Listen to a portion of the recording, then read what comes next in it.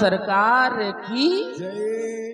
इस प्रकार से तमाम प्रकार से आरती उतारी गई, अर्घ इत्यादि दिए गए और राम जी मंडप में प्रवेश किए।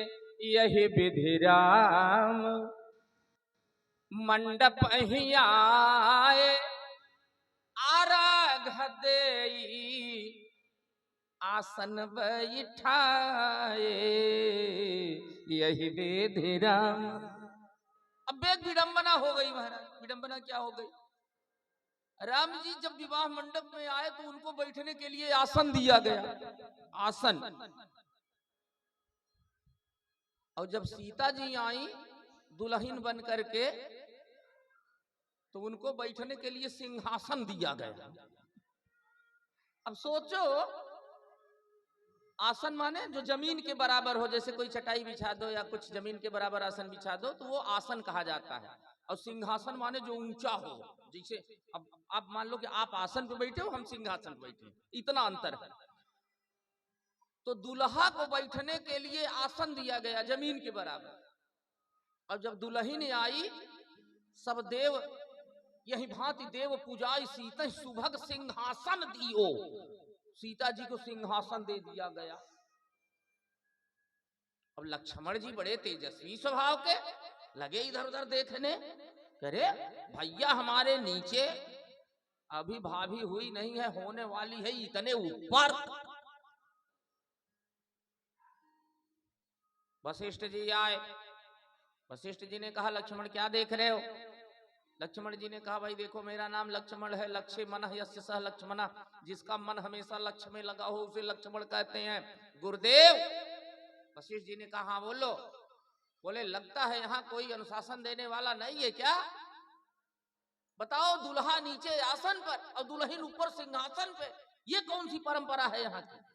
वशिष्ठ जी ने कहा बात तुम्हारी बिल्कुल सत्य है, अनुशासन देने वाला कोई नहीं है। मिथिला में सतानंद का अनुशासन चलता है और इस समय सतानंद इतने व्यस्त हैं कार्यों में कि उनके पास अनुशासन देने का समय नहीं, किंतु घबराओ मत, मैं अनुशासन दे रहा हूं।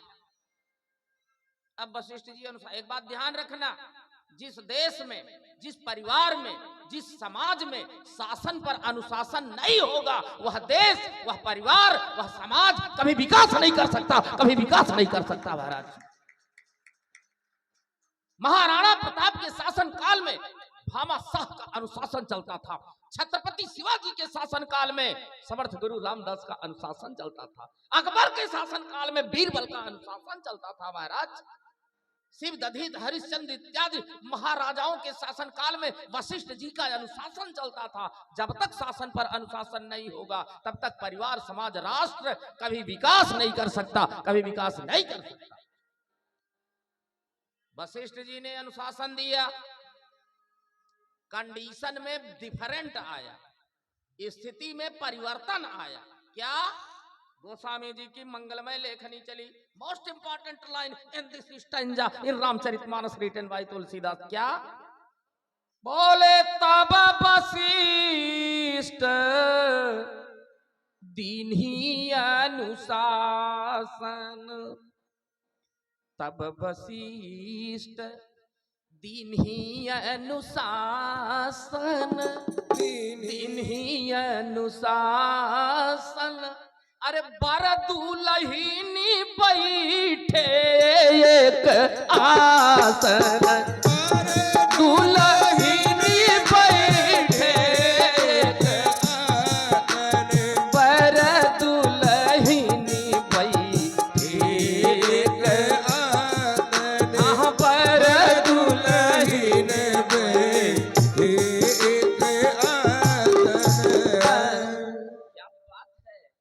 एक बात बताओ, राम जी के विवाह की यह कथा यदि कई वर्ष तक गाऊं या यूं कहो कि जीवन भर भी गाऊं तो समाप्त होने वाली नहीं है, बड़ी तेजी के साथ आगे बढ़ते हैं। वैसे एक बात बताऊं आपको, विवाह की जितनी प्रक्रियाएं हैं, विवाह के जितने अंग हैं, परमात्मा को विवाह का सच्चा सुख मिला तो केवल रामावतार में मिला, 24 अवतारों में, और किसी अवतार में भगवान का ईमानदारी से विवाह नहीं हुआ। महाराज ईमानदारी वाला मौर नहीं बंधा सिर पर। किसी भी अवतार में ईश्वर को विवाह का सच्चा सुख नहीं मिला। बात करूं एक एक अवतार की। भगवान का सबसे पहला अवतार मत्स्य अवतार। मछली की विवाह कौन करेगा बताओ? कोई करेगा? नहीं करेगा।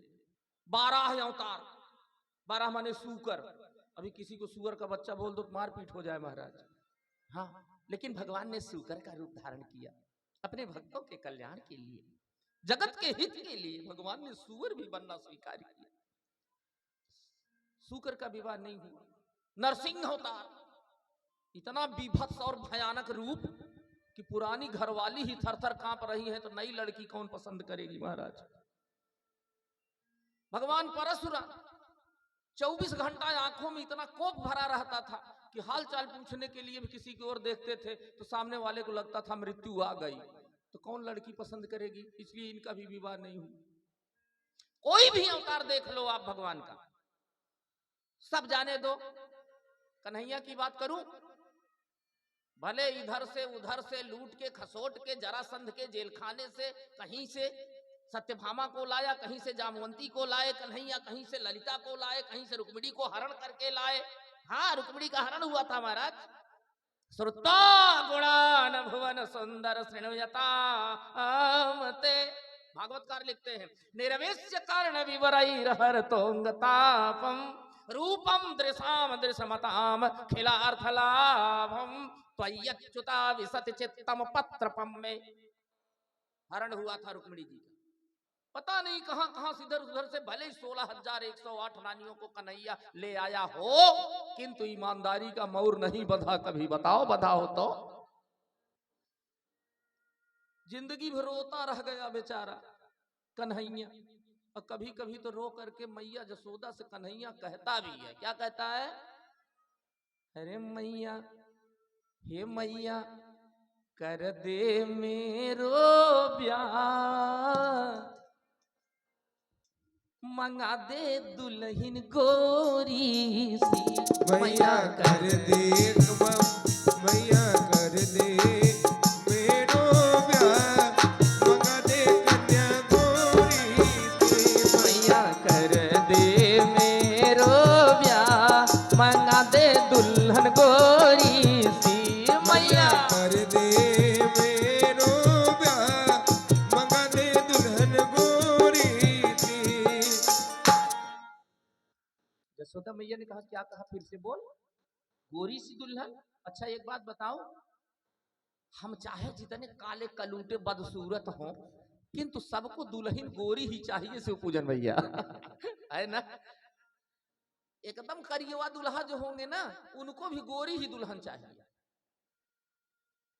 यशोदा मैया ने कहा अरे कान्हा, तू इतना काला कलूटा है, तुझको तो गोपियों ने कान्हा कान्हा कह करके खोपड़ी पे बैठा लिया। अरे तेरे को तो कानड़ो बोलना चाहिए, कानड़ो। अब ना तो काला कलूटा है और दुल्हन गोरी सी चाहिए। कन्हैया ने कहा मैया अगर बुरा ना मान तो एक बात बताऊं, मैंने अपने लिए दुल्हन देख रखी है। यशोदा मैया ने कहा देख रखी है? कौन है वो? कन्हैया ने कहा बुरा तो नहीं मानेंगे? नहीं नहीं, कौन है बता। तो कन्हैया बड़े प्यार से बताता है, केवल 2 लाइन बोलना। हम नहीं बोलेंगे, अब पांडे जी बोलेंगे। कौन सी दुल्हन पसंद है कन्हैया को?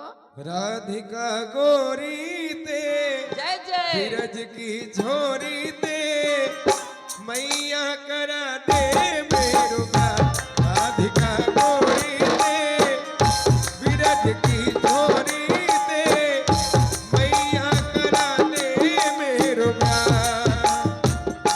उम्र तेरी छोटी है, नजर तेरी छोटी है, उम्र तेरी छोटी है, नजर तेरी छोटी है, कहते करा दो तेरो ब्याह। राधिका गोरी ते, विरज की झोरी ते, मैया करा दे मेरो ब्याह।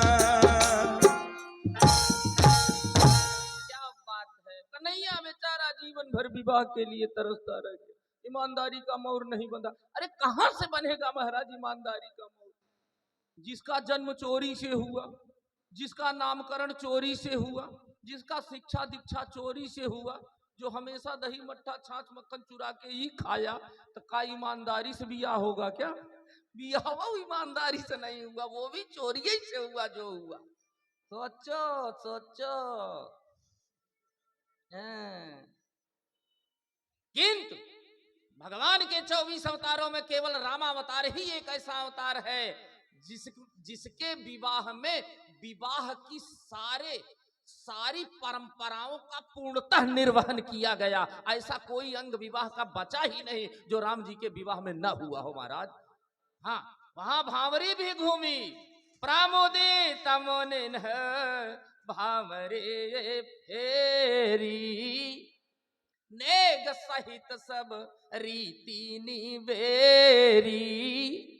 सिंदूर दान भी हुआ, राम सिय सिर सिंदूर देही, शोभा कहीं न जात वेद के ही। गांठ भी जोड़ी गई, करी होम विधिवत गांठी जोरी, हो न लागी भावरी। क्या बात है, सब चला, साखोचार भी हुआ, सारी परंपराओं का निर्वहन हुआ, मुसरा भी चला, लोढ़वा भी चला, सुपवा भी चला, सब चला, कुछ बचा नहीं। लोक रीत जननी करें बर दुल्हन सच्चाई, लोक रीतियां भी सारी निर्वाह की गई और वेद रीतियों का भी निर्वाह हुआ। और यही नहीं, धानव कुटवाया गया दुल्हा से। मिथिला की आज भी परंपरा है, कोई मिथिला के होंगे तो उनको पता होगा, आज भी किसी का विवाह होता है मिथिला में, जब कोई दूल्हा बन के जाता है तो वहां दूल्हे से 8 बार मूसल से धान कुटवाया जाता है, जिस परंपरा का नाम है अठोगर। कहीं कहीं अठंगर बोलते हैं, कहीं कहीं अठोगर बोलते हैं। राम जी भी गए बेचारे दूल्हा बन के।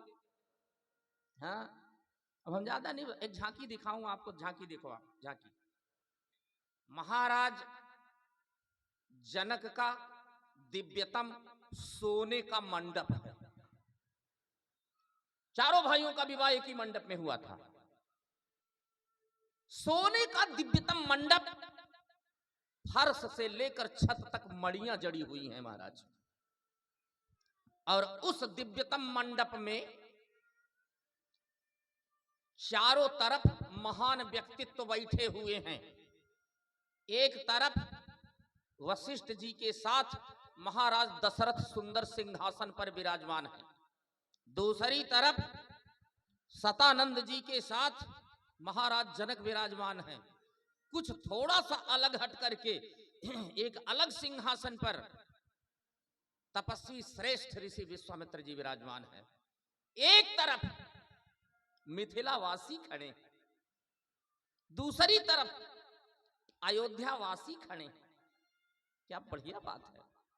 देवता लोग समय समय पर फूलों की वृष्टि कर रहे हैं, समय समय सुर बरसाएं फूला, और विद्वान ब्राह्मणों के द्वारा दिव्यतम मांगलिक पाठ हो रहे हैं। हरि ओम स्वस्ति न इंद्रो वृद्धश्रवाः, स्वस्ति नः पूषा विश्ववेदाः, स्वस्ति न सारथो वरिष्ठनेमिः, स्वस्ति नो बृहस्पतिर्दधातु बृहदस्वामरुतः प्रेष्ठमातरः शुभं यावानो विदते सो जगमयः अग्निर्जिह्वामनमः सूरचक्षुषो विश्वेनो देवा अवसागमन्ये। इत्यादि इत्यादि इत्यादि मिथिलानियां मधुर मधुर गीत गा रही हैं। और उस मणियों से जनित दिव्यतम सोने के मंडप में 4 दुल्हा, 4 दुल्हन बैठे हैं महाराज।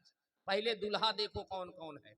राम जी हैं, भरत जी हैं, लक्ष्मण जी हैं, शत्रुघ्न जी हैं, और चारों दूल्हों के साथ 4 दुल्हनें बैठी हैं। राम जी के साथ भगवती सीता जी शोभायमान हो रही हैं, भरत जी के साथ मांडवी जी विराजमान है, लक्ष्मण जी के साथ उर्मिला जी सुशोभित हो रही हैं, और श्रुतकीर्ति के साथ शत्रुघ्न जी के साथ श्रुतकीर्ति जी शोभा को प्राप्त कर रही हैं। अब विडंबना क्या है, इसमें 2 दुल्हा गोरे हैं, 2 दुल्हा करिया हैं। राम जी करिया हैं, भरत जी करिया हैं। करिया माने सांवले हैं, हम थोड़ा गांव की भाषा इतना समझ लीजिए आप लोग। हाँ, 2 दुल्हा सांवर, 2 दुल्हा गोर। राम जी सांवर, भरत जी सांवर, लक्ष्मण जी गोर, शत्रुघ्न जी गोर। और इससे भी बड़ी विडंबना देखो आप, जवन दोनों करियवे दुल्हा हैं उनको गोरी दुल्हन मिल गई। राम जी काले हैं तो सीता जी गोरी हैं, भरत जी काले हैं तो मांडवी जी गोरी हैं, और जवन दोनों गोर दुल्हा थे उनको सांवली दुल्हन मिल गई। लक्ष्मण जी गोरे हैं तो उर्मिला जी सांवली है, शत्रुघ्न जी गोरे हैं तो श्रुतकीर्ति जी सांवली है। चार दूल्हा चार दुल्हन, अर्थात विडंबना देखो आप। गोस्वामी जी की मंगलमय लेखनी चली, बोले महाराज दशरथ बहुत प्रसन्न हैं अपने पुत्र और पुत्र वधुओं को निहार करके। बोले लग कैसा रहा है उनको? तो गोस्वामी जी बोले मुदित अवधपति सकल सुत बधुन समेत निहारी। लग कैसा रहा है? बोले जनु पाए महिपाल मणि क्रियन सहित फलचारी। मानो चार पुरुषार्थ अपनी चारों क्रियाओं के साथ महाराज दशरथ को प्राप्त हो गए।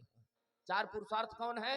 धर्म अर्थ काम मोक्ष, चार पुरुषार्थ हैं, और इन चारों पुरुषार्थों की चार क्रियाएं हैं। यदि जीवन में केवल पुरुषार्थ है और पुरुषार्थ के साथ क्रिया नहीं है तो वह पुरुषार्थ ज्यादा समय तक टिकता नहीं है। इसलिए पुरुषार्थ के साथ उनकी क्रियाओं को होना बहुत जरूरी है। जैसे शत्रुघ्न जी हैं अर्थ, अर्थ माने पैसा, बुझत धन। शत्रुघ्न जी हैं अर्थ, अर्थ की क्रिया क्या? यदि जीवन में भगवान ने अर्थ दिया है तो अर्थ की क्रिया है सेवा भावना, परिवार की सेवा, समाज की सेवा, धर्म की सेवा, राष्ट्र की सेवा। और यदि तुम्हारा अर्थ परिवार समाज राष्ट्र की सेवा में खर्च नहीं होता तो विनाश बहुत जल्द सुनिश्चित है। ध्यान देना, मैं नहीं बोल रहा हूं, शास्त्र बोल रहा है। अर्थ की क्रिया है सेवा भावना। दूसरा है धर्म, लक्ष्मण जी हैं धर्म, और धर्म की क्रिया है श्रद्धा, क्योंकि श्रद्धा बिना धर्म नहीं होई, श्रद्धा बिना धर्म नहीं होई, श्रद्धा बिना धर्म नहीं होई, बिनु मही गंधन पावई कोई, बिनु मही गंधन पावई कोई, बिनु मही गंधन पावई कोई। लक्ष्मण जी है धर्म और उनकी धर्म पत्नी उर्मिला जी धर्म की क्रिया है श्रद्धा। कितने भी बड़े धार्मिक हो आप, यदि जीवन में श्रद्धा नहीं तो आपका धार्मिक कहलाना बेकार है महाराज। और लक्ष्मण भरत जी है काम, काम माने सांसारिक काम नहीं, काम माने बुरा नहीं माने, काम का मतलब सेक्स वाला काम नहीं, काम माने पुरुषार्थ काम। कैसा काम? परमात्मा को पाने का काम। काम माने कामना, भगवान को पाने की जो कामना है, भगवान को पाने की जो चाहत है, उसे पुरुषार्थ काम कहते हैं। और यह काम आपका जीवन में सार्थक तब होगा जब उसकी क्रिया विकलता, विह्वलता, ताड़पन, विह्वलता साथ में होगी तब। भगवान को पाने के लिए कामनाएं तो बहुत हैं आपके मन में, किंतु विह्वलता नहीं है, ताड़पन नहीं है, व्याकुलता नहीं है, तो आपको भगवान की प्राप्ति नहीं होगी। तो भरत जी भगवान को पाने के काम है, और काम की क्रिया है मांडवी जी विकलता, विह्वलता। मांडवी माने मंडयत इति मांडवी, जो राम प्रेम का हमेशा हृदय में मंडन करती रहे उसे कहते हैं मांडवी। और राम जी है मोक्ष और भगवती सीता मोक्ष की क्रिया भक्ति है। बिना भक्ति के मोक्ष प्राप्त नहीं होने वाला, नहीं होने वाला। इसलिए आज अपने चारों बेटों को, चार चार पुत्र वधुओं के साथ निहार करके महाराज दशरथ को ऐसी अनुभूति हो रही है मानो चारों क्रियाओं के साथ चार चार फलों की पुरुषार्थों की प्राप्ति हो गई हो। मुदित अवध पति सकल सुत बधुन समेत निहारी जानु पाए महिपाल मणि क्रियन सहित फलचारी। क्या बढ़िया बात है। तो मैं चर्चा कर रहा था कि परमात्मा को विवाह का सच्चा सुख अपने 24 अवतारों में केवल रामावतार में प्राप्त हुआ। विवाह की सारी प्रक्रियाओं का सांगोपांग निर्वहन किया गया।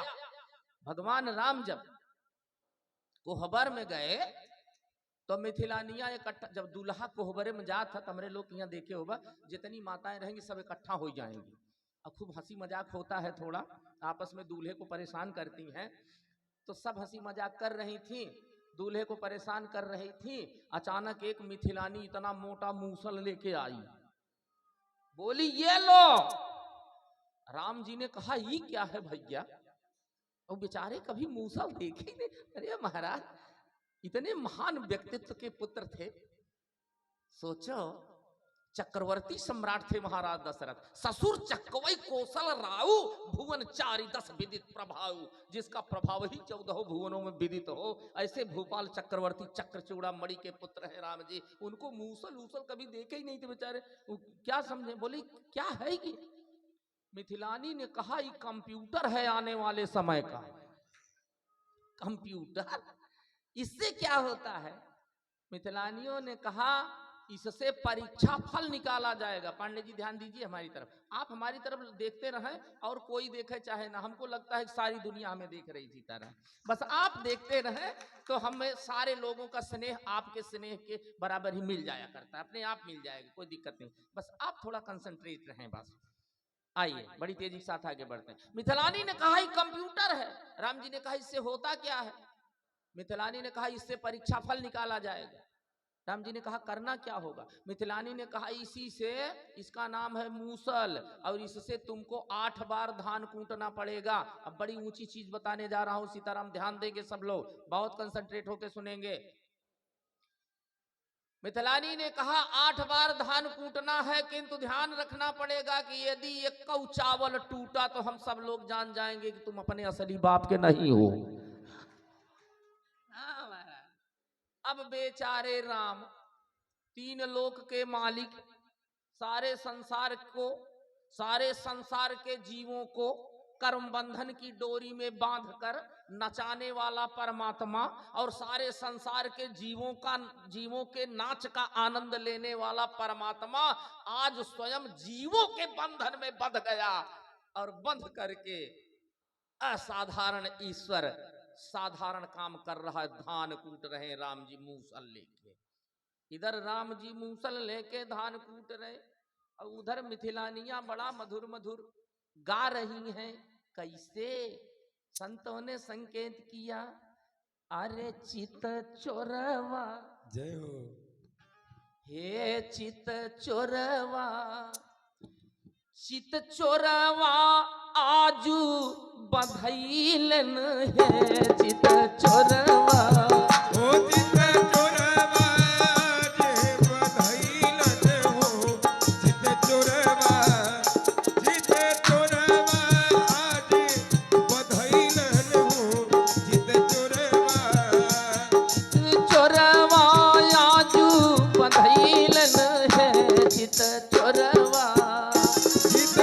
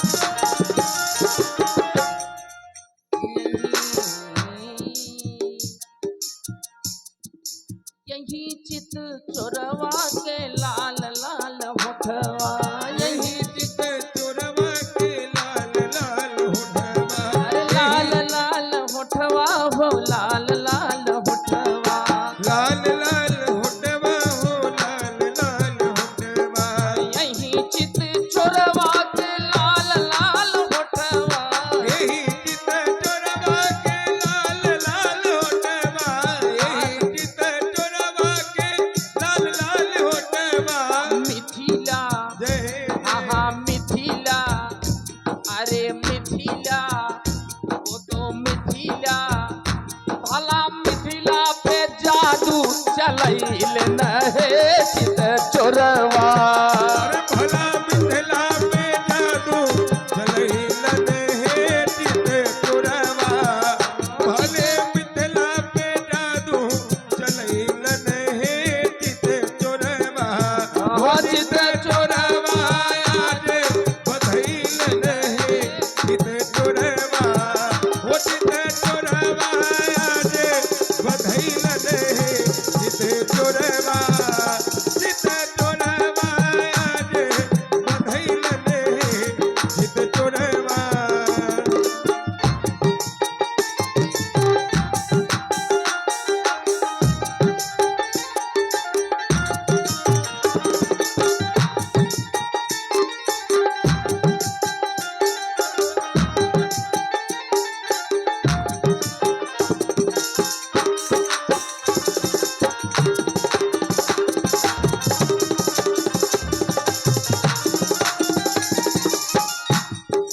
कमल करन सोहे, कमल करन सोहे, कमल करन सोहे कनक मुसरवा। कमल कनक सोहे कनक मुसरवा। कमल करन सोहे कनक मुसरवा। कमल करन सोहे कनक मुसरवा। कनक मुसरवा हो कनक मुसरवा।